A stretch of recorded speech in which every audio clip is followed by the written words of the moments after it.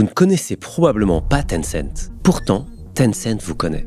Son manchot sympathique se cache derrière League of Legends, Fortnite, Clash of Clans, Reddit, Spotify, Discord et même Lionel Messi. Des États-Unis à l'Inde, les gouvernements la considèrent comme une menace pour la sécurité nationale. Alors comment une simple application de messagerie chinoise est-elle devenue l'une des armes de surveillance les plus puissantes de l'histoire ? Laissez-moi vous conter l'histoire de l'entreprise la plus puissante dont vous n'avez jamais entendu parler.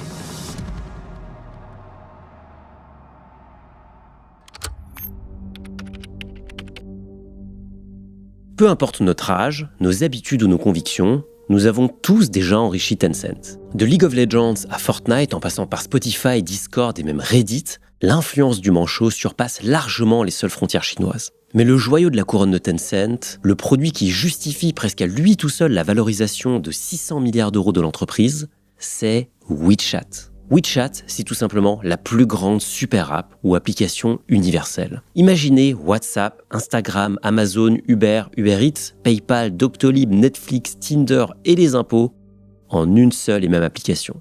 WeChat, c'est tout simplement le rêve éveillé de tous les plus grands milliardaires de la tech. Pourtant, vous découvrez peut-être WeChat aujourd'hui. Et ce n'est pas pour rien. En 2010, l'émergence de WhatsApp et KakaoTalk inquiète l'exécutif de Tencent. Il est alors ordonné, en secret, la création d'un groupe commando interne.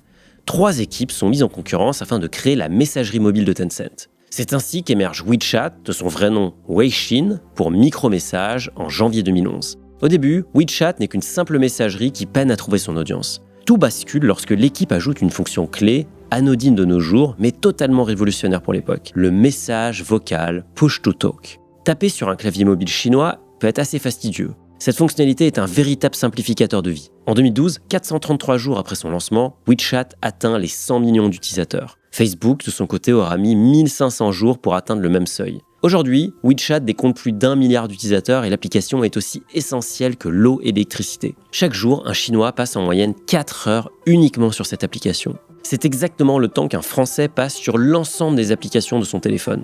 À ce stade, vous vous posez sûrement la question.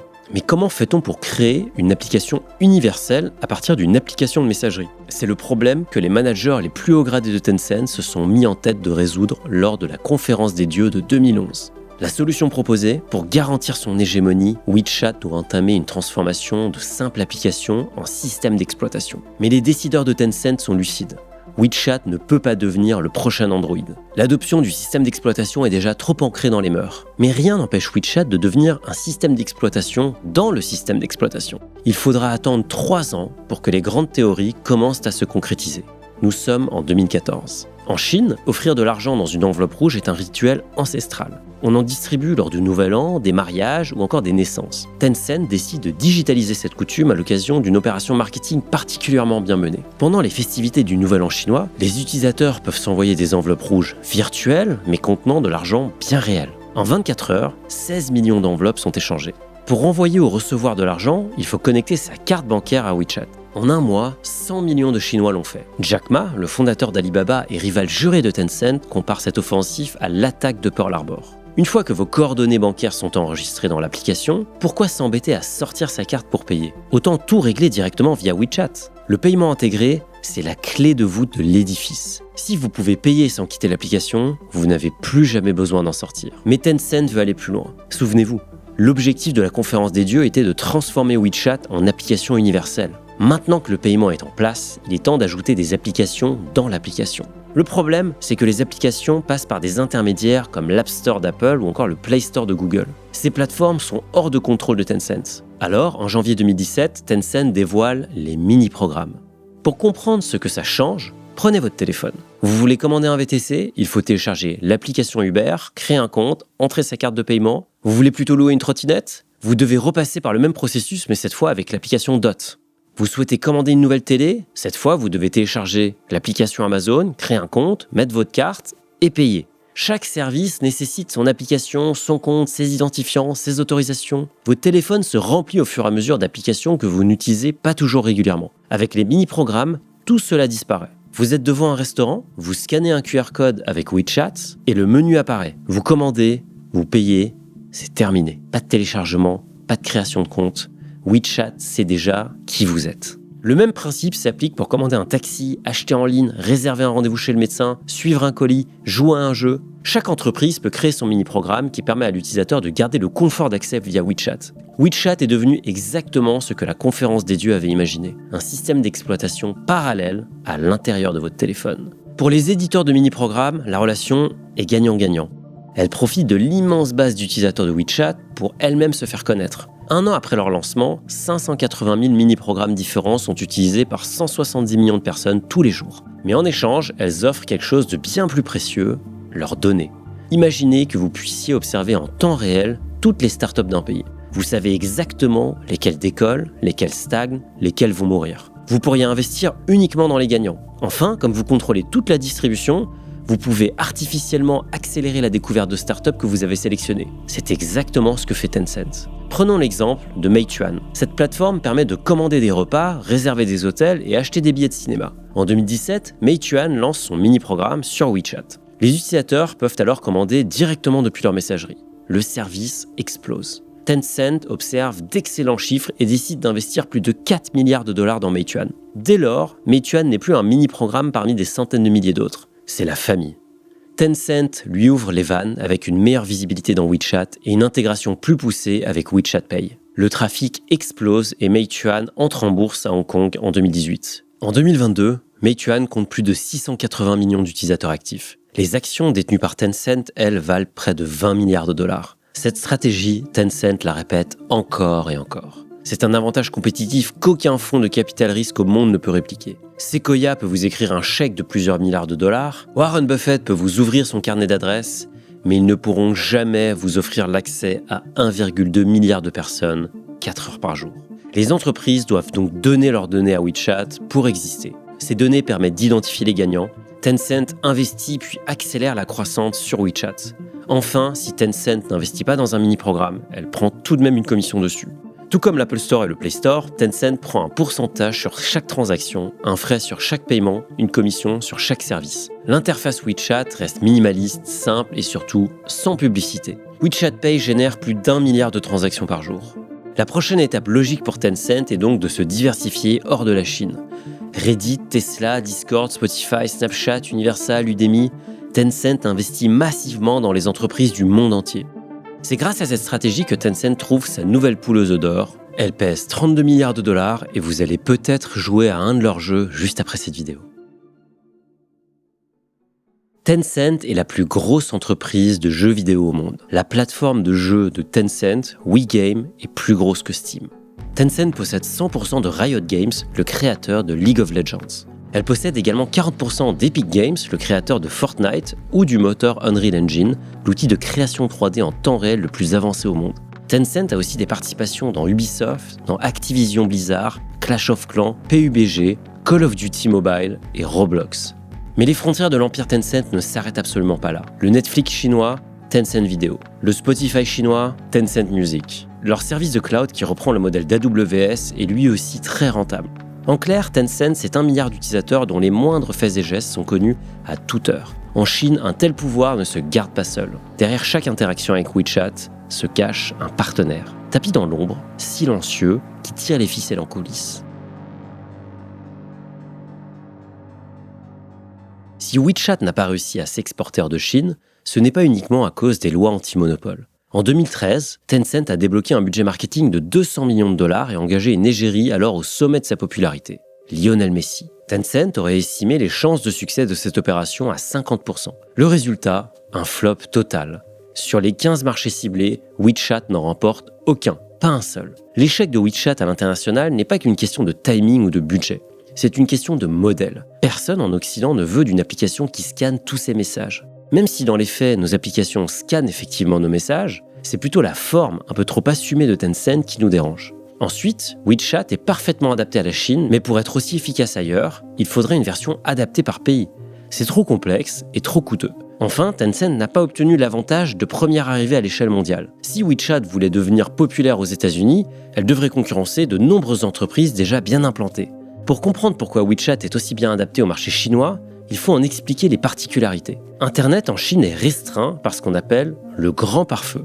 Facebook, YouTube, Google, X, tous sont bloqués. L'objectif est double, restreindre l'accès au contenu international aux citoyens et promouvoir les entreprises locales. Pour opérer en Chine, les entreprises étrangères doivent s'associer avec une entreprise locale. Donc, si un studio de jeux vidéo veut toucher la gigantesque population chinoise, qui de mieux que Tencent pour les aider ? Cette asymétrie à la table des négociations est la raison clé derrière l'absence des géants américains et l'émergence des clones chinois. Baidu est le Google chinois, Alibaba est le Amazon chinois, Weibo le X chinois. De plus, les entreprises technologiques ont un atout de plus dans leur manche, la zone économique de Shenzhen. Appelée la Silicon Valley chinoise, Shenzhen est une enclave entièrement dérégulée pour toutes les entreprises qui s'y trouvent. Le gouvernement y propose un deal très simple. Les entreprises de Shenzhen sont entièrement libres tant qu'elles bénéficient globalement au pays. Concrètement, cela signifie zéro régulation et aucune interférence malvenue.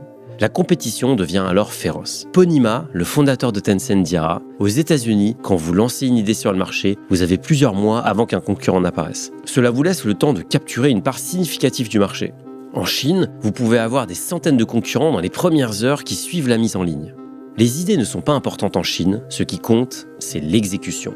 Certaines sources estiment que le Parti communiste chinois compterait plusieurs milliers de membres au sein de Tencent. Des fonctionnaires du parti siègent même au conseil d'administration où ils influencent directement la gouvernance et les décisions stratégiques. Enfin, le PCC disposerait d'une ligne directe vers les bureaux des équipes produits à Tencent. WeChat est l'un des outils de surveillance de masse les plus puissants jamais créés. La frontière entre Tencent et le gouvernement chinois reste donc volontairement floue. Chaque message, chaque image, chaque transaction bancaire est scannée en permanence. Le gouvernement peut ainsi ordonner des suppressions quand il le souhaite, surveiller des comptes spécifiques, il peut même traquer des expressions précises dans des conversations publiques comme privées. Ce n'est pas un secret, ces données alimentent également le système de crédit social chinois. Concrètement, ce système détermine si vous êtes un citoyen digne de confiance ou non. Pendant le Covid, WeChat a d'ailleurs servi d'outil de contrôle de confinement via un code couleur attribué à chaque citoyen. Même s'ils le voulaient, les Chinois ne peuvent pas abandonner WeChat. Elle est devenue tellement essentielle à leur vie quotidienne qu'ils n'ont tout simplement pas le choix. 75% de la population chinoise est tombée dans le piège Tencent. Un piège jusqu'ici sans visage.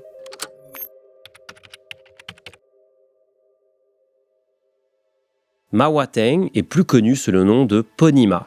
Ma signifie cheval en mandarin. Alors il utilise pony, poney, en petit clin d'œil humoristique. Contrairement à Jack Ma d'Alibaba, qui adore les projecteurs, Pony Ma est un dirigeant discret qui évite les interviews. Ce silence n'est pas de la timidité, mais une stratégie. Du fait de sa proximité avec le PCC, Pony Ma marche sur une corde raide. Pour lui, mieux vaut ne rien dire que provoquer une controverse et faire la une. À 27 ans, Pony Ma découvre ICQ, le premier système de messagerie instantanée adopté en masse. 2 personnes en ligne pouvaient avoir une conversation privée en temps réel. Pony Ma a alors une idée, copier ce concept pour le marché chinois. Avec 3 amis d'école, il lance OICQ. Le plagiat est évident, mais à l'époque, c'est une pratique courante en Chine. À cette période, l'Internet en Chine était particulièrement lent, encore plus qu'ailleurs. Alors Pony Ma s'assure que son logiciel ait une taille de fichier la plus petite possible pour faciliter son téléchargement. Il ajoute également une autre fonctionnalité. Les utilisateurs des autres logiciels de chat ne peuvent envoyer des messages qu'à leurs contacts. Sur OICQ, Pony permet à n'importe qui de se connecter avec qui il le souhaite. Sans le savoir, Pony avait posé les premières bases d'un futur réseau social.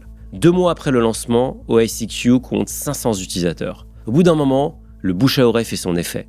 Bientôt, des milliers d'utilisateurs rejoignent la plateforme et OICQ devient l'unique priorité de Pony Ma. On pourrait penser que Pony était ravi, mais en réalité, il était plus stressé que jamais. Tencent générait aucun revenu, et comme ChatGPT aujourd'hui, plus les utilisateurs l'utilisaient, plus Pony perdait de l'argent.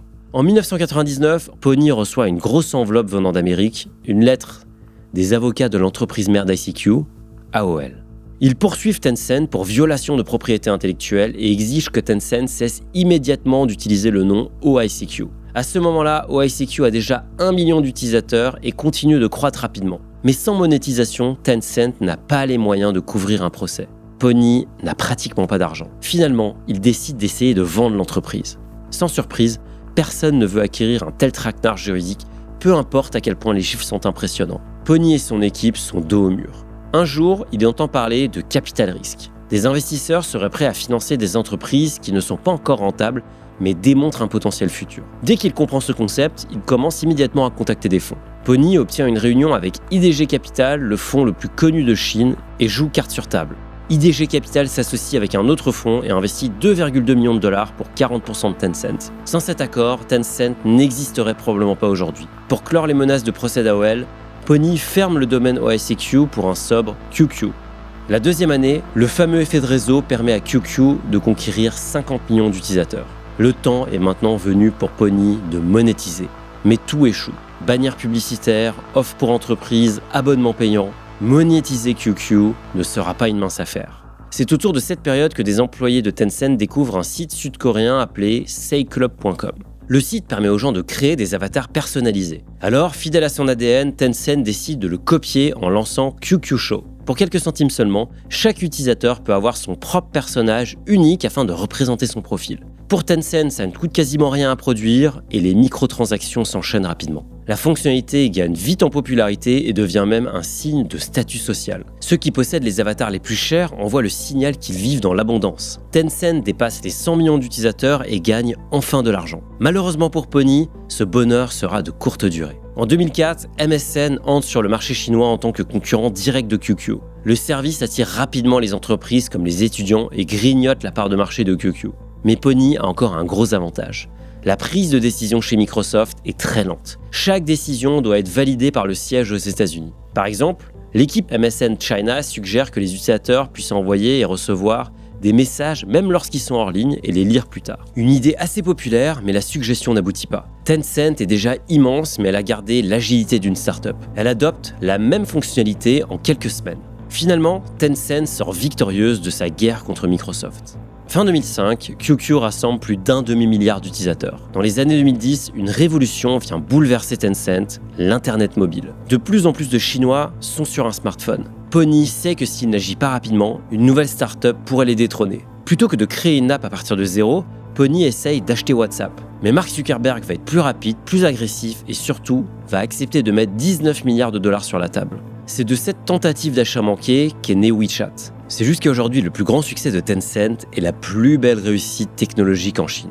Investir dans les infrastructures, c'est miser sur le monde de demain. C'est l'une de nos convictions fortes chez FinariOne où l'on investit régulièrement dans des data centers, du transport ou encore la gestion de l'eau. FinariOne, c'est la gestion privée que j'ai créée et qui me ressemble. Moderne, transparente et complète. Ma recette, embaucher d'anciens banquiers privés qui adorent leur métier mais qui n'aiment plus la façon dont ils l'exercent pour leur donner un autre cadre de travail.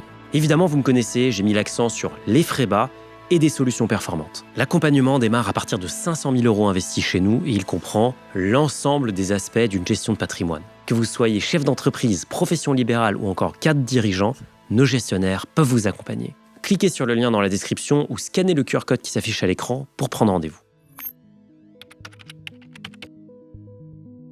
Quand Tencent repère un produit intéressant, elle ne fait pas que le copier. Elle l'intègre à sa base massive d'utilisateurs et écrase ainsi la version originale, incapable de rivaliser. OICQ était une copie d'ICQ. Honor of Kings est une copie de League of Legends, alors même que Tencent possède la licence du jeu original. Face à Tencent, la concurrence n'a donc que deux options, vendre ou se faire écraser par Tencent. Une offre de rachat de la part de Tencent est en réalité une offre qu'on ne peut pas refuser. Cette croissance fulgurante repose également sur trois piliers impitoyables de la culture interne. Le premier, le 996, travailler de 9h à 21h, 6 jours par semaine. Le deuxième, un processus d'embauche strict. Ponyma estime que 5 excellents employés valent mieux que 50 moyens. Le troisième, le concept de Shark Womb, l'utérus du requin. Concrètement, plusieurs équipes travaillent en parallèle et indépendamment sur le même projet. La meilleure équipe survit, les autres sont abandonnés. En Chine, toute entreprise qui atteint une certaine taille finit par vendre ou s'associer avec l'un des trois géants, Baidu, Alibaba ou Tencent. Mais une entreprise a pourtant réussi à tirer son épingle du jeu, ByteDance, la maison mère de TikTok. Et pourtant, Tencent a tout essayé. Une équipe dédiée pour copier l'application, interdiction de publicité pour TikTok sur ses plateformes, blocage des liens, rien n'a fonctionné. Une fois que les utilisateurs sont accros à un algorithme qui comprend parfaitement leur goût, aucune copie ne peut rivaliser. La rivalité entre Ponyma et Zhang Yiming, le fondateur de ByteDance, est d'ailleurs devenue publique et amère. Pour Tencent, le risque réel ne vient pourtant pas de la concurrence, mais bien du régime chinois lui-même. Octobre 2020. Jack Ma, fondateur d'Alibaba, critique publiquement les régulateurs chinois. La réponse est immédiate. L'introduction en bourse d'Ant Group est annulée sur ordre de Xi Jinping. Alibaba fait l'objet d'une enquête anti-monopole et Jack Ma disparaît de la scène publique. Il est aujourd'hui de retour, mais nettement moins bavard. La chute de Jack Ma n'est que le premier domino. En 2021, le PCC s'en prend à tous les géants de la tech. Amende de plusieurs milliards de dollars, nouveaux jeux non approuvés, collaboration bloquée. le cours des actions technologiques dégringole. Le message est clair, personne n'est au-dessus du parti, même les entrepreneurs les plus riches ou coopératifs. Afin d'apaiser le gouvernement, Tencent transforme PUBG en jeu pour la paix. Le jeu se remplit de slogans patriotiques. Amnesty International publie un rapport sur la gestion des données par les applications de messagerie. Tencent est noté 0 sur 100. C'est la seule entreprise à obtenir ce score. La raison, elle ne nie même pas d'offrir au PCC un accès privilégié à ces données. Pas besoin d'autorisation de l'utilisateur ni de décision de justice. Dans le meilleur des cas, un contenu jugé inapproprié, par exemple dans un message, n'est tout simplement pas délivré. Dans le pire des cas, vous pouvez finir en prison. En l'espace de 10 ans, la valeur de l'action Tencent a été multipliée par 4. Sa capitalisation boursière avoisine désormais les 600 milliards d'euros. C'est le double de LVMH. L'année dernière, Tencent a généré 87 milliards d'euros de chiffre d'affaires pour 25 milliards d'euros de résultats nets. Avec une marge de 30%, Tencent est l'une des entreprises les plus rentables au monde. Encore mieux, elle est en situation de quasi-monopole en Chine. Mais ses multiples participations à l'international la protègent aussi des aléas locaux. Avec un ratio cours sur bénéfice de 20, certains investisseurs pourraient être tentés. Mais investir dans une entreprise chinoise, c'est accepter une dose d'incertitude supplémentaire. D'abord, l'opacité. Les exigences de publication des comptes sont beaucoup moins strictes que dans les grands pays développés, ce qui rend l'analyse financière beaucoup plus hasardeuse. Ensuite, côté croissance, on l'a vu, les chances de Tencent de s'imposer à l'international avec ses propres produits restent limitées. Enfin, le risque politique. Le parti peut intervenir à tout moment. On l'a vu en 2021, quand Pékin a durci sa mainmise sur les géants tech, le cours de Tencent a dévissé, puis rebondi. Mais combien de temps durera l'accalmie ? Aujourd'hui, Tencent contrôle 1 milliard de Chinois. Demain, personne ne sait qui contrôlera Tencent.